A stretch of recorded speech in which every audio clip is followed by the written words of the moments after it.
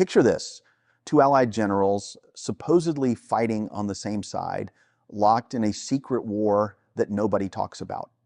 One raced to a single city that would expose everything. The loser? His entire reputation destroyed. The winner?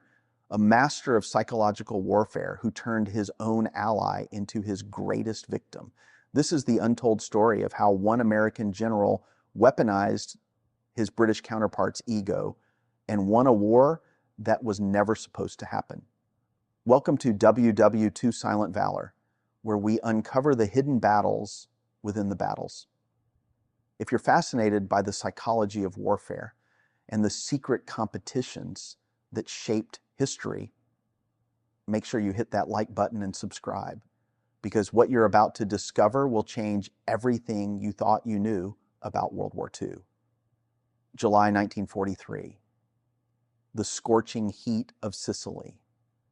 Somewhere on that Mediterranean island, two men were about to turn an Allied operation into a personal vendetta. Field Marshal Bernard Montgomery commanded the British 8th Army. Lieutenant General George Patton commanded the American 7th Army. On paper, they were brothers in arms, united against the Nazi war machine. In reality, they were fighting a war within a war, and only one of them fully understood the rules of engagement. Patton had figured out something that would change the entire trajectory of the Sicily campaign. Montgomery's reputation wasn't just his pride, it was his armor, his weapon, his entire identity. The British Field Marshal had spent years carefully constructing an image of himself as the careful, methodical, never-defeated commander. This image gave him immense power. It gave him authority over British troops. It gave him political influence with Winston Churchill himself. It made him respected, feared, and untouchable. But it also made him predictable. And Patton was about to weaponize that predictability in ways Montgomery would never see coming. The Sicily campaign plan seemed straightforward. Montgomery would drive his 8th Army up the eastern coast toward the port city of Messina. Patton's forces would secure western Sicily, playing a supporting role. Montgomery would claim the glory. Patton would be the sidekick. The British Field Marshal had made his expectations crystal clear during planning meetings. American forces were less experienced, less capable. British troops would lead the main effort. Patton sat in those briefings, smiled politely, and nodded in agreement. Then he walked out, went back to his headquarters, and planned something completely different. You see, Patton understood Montgomery's psychology better than Montgomery understood himself. The British general was obsessed with one thing above all else: not losing. He advanced methodically, building up overwhelming force before attacking. He never took risks that might result in setbacks or casualties that could tarnish his record. This approach made him effective, but it also made him slow. Patton was the polar opposite. He took calculated risks that other generals wouldn't dare consider. He moved faster than logistics manuals said was possible. He didn't care about perfect preparation. He cared about speed, momentum, and the psychological impact of aggressive action. On the 10th of July, Allied forces stormed the beaches of Sicily. Within just a few days, Montgomery's advance up the eastern coast had ground to a halt against well-positioned German defenses. The terrain was brutal. The Germans were dug in deep. Montgomery did what he always did. He slowed his advance and called for more artillery support, more air support, more time to prepare. This was textbook Montgomery. Careful, methodical, risk-averse. And Patton saw his opening. Patton sent a message to Montgomery's headquarters: professional, courteous, offering to help. American forces could assist by securing roads in central Sicily that might ease British supply problems. Montgomery's staff barely glanced at the message before dismissing it. American help wasn't needed. British forces had everything under control. Patton read that response and smiled. He took it as permission to do exactly what he wanted. He immediately redirected his forces toward Palermo on Sicily's northern coast, then swung them east toward Messina. He wasn't supporting Montgomery anymore. He was competing with him, and he made absolutely certain that Montgomery knew it. Patton began sending regular situation reports to Allied headquarters. Each report detailed how fast American forces were advancing. Each report implicitly compared American progress to British delays. The messages were professionally worded, perfectly appropriate for military communications. But the subtext was unmistakable.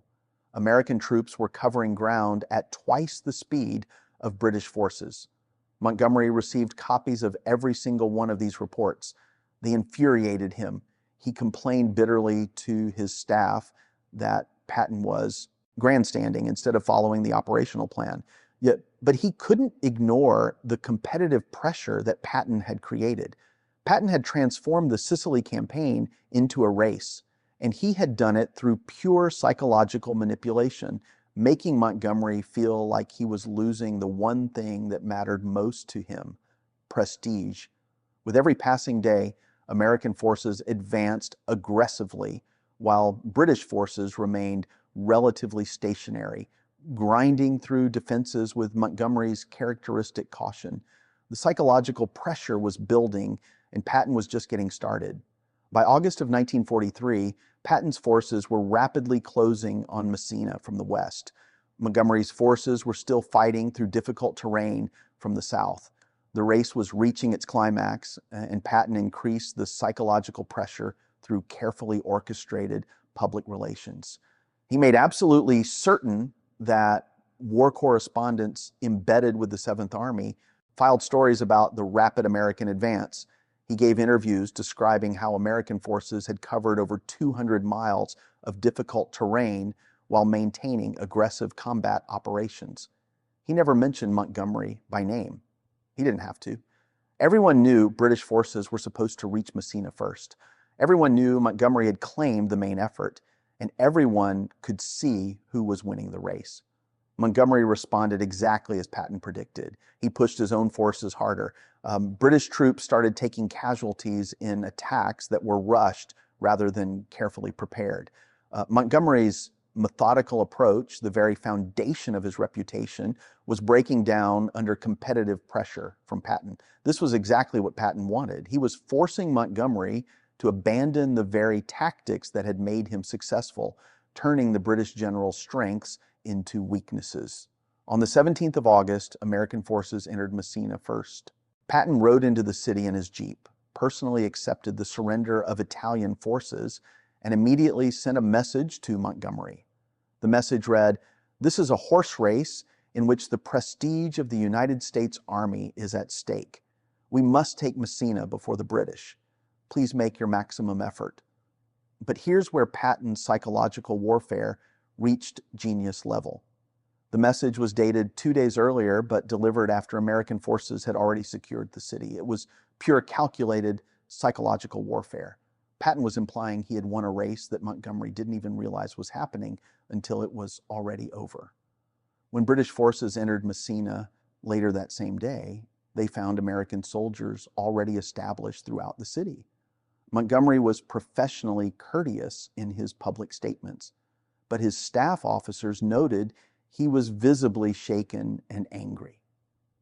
The British field marshal had been outmaneuvered by an American general who understood that in modern warfare, reputation mattered as much as territory, and Patton made absolutely certain the humiliation was well documented. He posed for photographs throughout Messina. He gave extensive interviews to reporters describing the race to the city. He personally ensured American newspapers ran front-page stories about how the Seventh Army had beaten Montgomery to the objective. The psychological impact on Montgomery was devastating. The British general had built his entire reputation on never being defeated, on careful planning leading to inevitable victory. Patton had just beaten him in a very public competition, and Montgomery couldn't claim it wasn't a fair contest without admitting American forces were more capable than he had publicly acknowledged.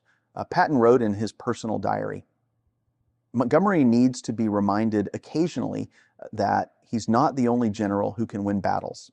His ego is his weak point. Properly exploited, it makes him predictable." And Patton's exploitation of Montgomery's psychological weaknesses continued throughout the rest of the war with increasing sophistication. Fast forward to September of 1944, Allied forces had broken out of Normandy and were advancing rapidly across France. Both Montgomery and Patton now commanded entire army groups. They were nominally cooperating under General Eisenhower's overall command. In reality, they were conducting a continuous psychological campaign against each other, fighting a secret war that most of their own staff officers barely understood. Montgomery proposed Operation Market Garden, the ambitious airborne assault into the Netherlands. When Patton heard about the plan, he immediately understood what Montgomery was attempting. The British general was trying to achieve a dramatic, bold victory that would restore his prestige after the slow, grinding progress through Normandy. Patton couldn't stop Market Garden. Eisenhower had approved it under intense political pressure from Churchill, but Patton could undermine it psychologically, and he did so with remarkable subtlety. He sent congratulatory messages to Montgomery before the operation even began. The messages praised Montgomery's boldness and expressed complete confidence in British forces' abilities. They were professionally supportive, perfectly appropriate. They were also calculated to increase psychological pressure on Montgomery to succeed. Patton knew Montgomery felt intense pressure to prove British forces could execute complex operations. By publicly supporting Market Garden with such enthusiasm, Patton was ensuring that if the operation failed, Montgomery would feel that failure far more acutely. He was setting Montgomery up for a psychological fall. Market Garden launched on the 17th of September. Within just a few days, it was clearly failing. British airborne forces at Arnhem were surrounded and cut off. The relief column couldn't break through German defenses. The operation was rapidly becoming a disaster, and Patton's response was masterfully calculated psychological warfare at its finest. He sent messages to Eisenhower's headquarters offering to redirect American forces to assist with the relief effort. The offers were operationally genuine, but psychologically devastating. Montgomery faced an impossible choice. He could accept American help, which would publicly acknowledge that British forces couldn't complete their own operation, or he could refuse assistance and accept higher British casualties. Either choice represented a psychological defeat. Montgomery refused the help. British airborne forces at Arnhem were eventually overrun. Over 1,500 killed and more than 6,000 captured. It was a catastrophic loss. Patton's public response was perfectly crafted sympathy. He sent condolences to Montgomery on the losses. He praised British paratroopers' courage and sacrifice. He made absolutely no mention of the operational failures that had caused those losses. The effect was more devastating than open criticism could ever have been. Patton's supportive messages implied that British soldiers had fought with incredible bravery, but their commander's plan had failed them. Montgomery couldn't attack Patton for being unsupportive because Patton was being ostentatiously respectful. But everyone understood the subtext. Market Garden had failed. Montgomery's bold gamble had cost thousands of British lives, and Patton had offered assistance that was refused. Meanwhile, Patton's Third Army was advancing aggressively across eastern France. Every situation report from Third Army implicitly compared American progress to British setbacks. Patton wasn't just defeating Germans. He was systematically defeating Montgomery psychologically by making the British general appear slow and overcautious in comparison. The psychological campaign intensified through the fall of 1944. Whenever Montgomery proposed operations, Patton would send supportive messages that subtly questioned whether British forces had sufficient resources or capability to execute them. When Montgomery's advances stalled, Patton would offer to extend Third Army's operations to relieve pressure on British forces. Each offer was professionally appropriate. Each offer was also a psychological attack, suggesting British forces needed American assistance to achieve their objectives. Montgomery complained directly to Eisenhower that Patton was being insubordinate and undermining Allied unity. Eisenhower reviewed Patton's communications and found nothing overtly inappropriate. Patton was being supportive, offering assistance, coordinating operations as expected. The fact that this cooperation drove Montgomery to absolute distraction was never mentioned in official communications. Patton had mastered the art of weaponized professionalism.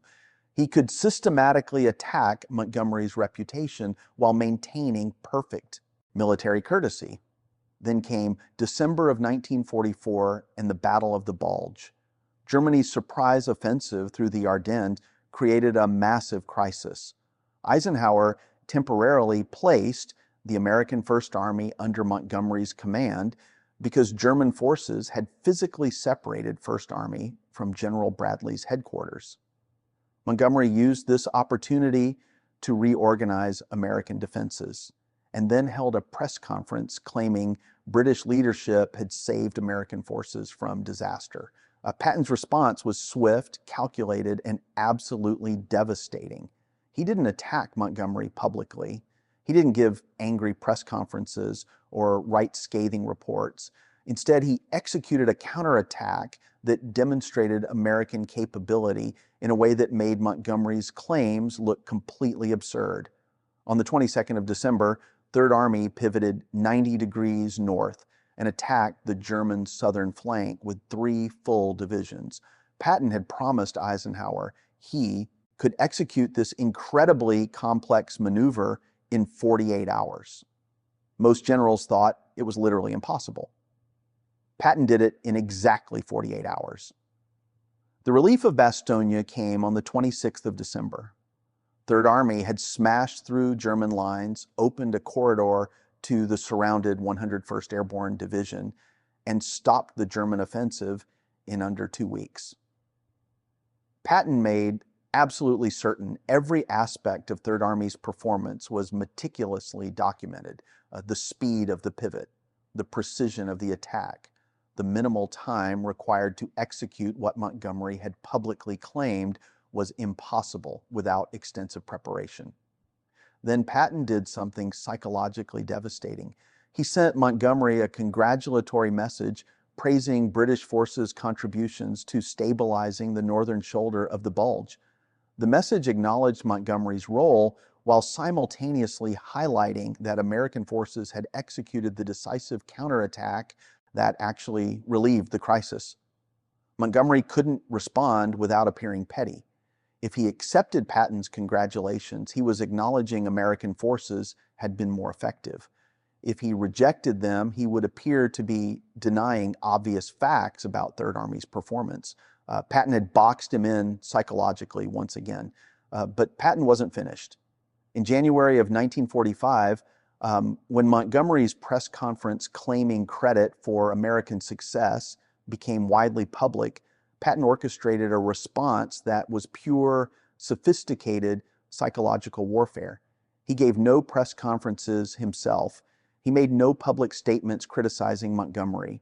Instead, he quietly ensured American war correspondents had complete access to Third Army's operational records, showing exactly what American forces had accomplished at the Bulge. The facts spoke for themselves with devastating clarity. American units had stopped the German offensive. American forces had relieved Bastogne. American logistics had supported the entire counterattack. British forces had played a supporting role on the northern flank, not a leadership role in the overall battle. Patton let the documentary evidence completely destroy Montgomery's narrative without ever saying a single word publicly against his British counterpart. It was psychological warfare at its most sophisticated and effective level. The facts themselves were the weapon. Patton just made certain they reached the right audience at the right time. Montgomery's credibility with American commanders collapsed completely after the Bulge. Even Eisenhower, who had desperately tried to maintain Allied unity throughout the war, stopped deferring to British political pressure regarding Montgomery's role and capabilities. Patton had won the psychological war decisively, not through open confrontation, but through systematic exploitation of Montgomery's fundamental weaknesses. His need for prestige, his inability to move quickly, his tendency to claim credit while avoiding blame, his predictability. Patton understood that Montgomery's reputation was built entirely on careful image management. So Patton attacked that image relentlessly while maintaining perfect professional courtesy. He turned every Montgomery success into a question about why British forces weren't achieving even more. He turned every Montgomery setback into evidence that British methods were too slow, too cautious for modern mobile warfare. By war's end, Montgomery still commanded significant forces and maintained political support from Churchill. But among Allied commanders, his reputation had been systematically destroyed by an American general who understood that in coalition warfare, psychology mattered as much as tactics. Patton never explicitly wrote about his psychological campaign against Montgomery in official documents, but his diary entries reveal the strategy with remarkable clarity. "Monty is predictable," Patton wrote in November of 1944. "He cares more about his reputation than winning quickly. That makes him vulnerable to anyone willing to take risks he won't take. Every time American forces move faster or hit harder, it makes him look slow and cautious. He knows it. His troops know it. Eventually, everyone knows it." That was the very essence of Patton's psychological warfare. He didn't need to attack Montgomery directly or publicly criticize British capabilities. He just needed to consistently demonstrate that American forces under aggressive leadership could achieve results Montgomery's methodical approach couldn't match. The competition made both generals push their forces harder. It probably shortened the war by forcing both commanders to prove they could advance faster and hit harder than their rival. But it also revealed something profound about coalition warfare that official histories often completely miss. Allies compete with each other even while fighting common enemies. Prestige matters, national pride matters, individual reputation matters enormously. Generals don't just fight the war in front of them, they fight for position and status within their own alliance, for recognition, for historical legacy. Patton understood this instinctively, almost intuitively. Montgomery understood it intellectually, but couldn't effectively counter it. The British general was trapped by his own carefully cultivated image of methodical invincibility. When Patton consistently demonstrated that American leadership could achieve faster results with more aggressive tactics, Montgomery's entire operational philosophy was called into fundamental question. The psychological warfare Patton conducted against Montgomery was never officially acknowledged in any military records. Both generals maintained professional courtesy in all their official communications, but the private correspondence, personal diary entries, and staff officers' accounts reveal a systematic, calculated campaign to undermine Montgomery's reputation and demonstrate American military superiority. Patton won that psychological campaign decisively and completely. By 1945, even British officers were quietly acknowledging that American forces under aggressive leadership could advance faster and hit harder than British forces under Montgomery's cautious command. The irony is profound. Montgomery never fully understood what Patton was doing to him. The British general saw Patton as reckless and publicity-seeking, a showboating American who took unnecessary risks. He never realized that Patton's apparent recklessness was actually calculated psychological warfare specifically designed to exploit Montgomery's predictable caution. By the time Montgomery finally figured out he had been in a psychological competition all along, he had already lost it comprehensively. His reputation as an invincible general had been replaced by a reputation as a slow, overcautious commander who talked better than he performed. Patton had achieved all of this while maintaining the perfect fiction of Allied cooperation. That was the true genius of his psychological warfare. It was completely invisible to anyone who wasn't specifically looking for it, but utterly devastating to the general it targeted. Montgomery spent the rest of his life defending his wartime decisions and claiming he had never been defeated in battle. Patton didn't need to claim anything. The record spoke for itself with absolute clarity. American forces had consistently moved faster, attacked harder, and achieved more dramatic results than British forces under Montgomery's cautious command. That record was Patton's final psychological victory. Montgomery could claim he was never defeated in battle, and technically that was true.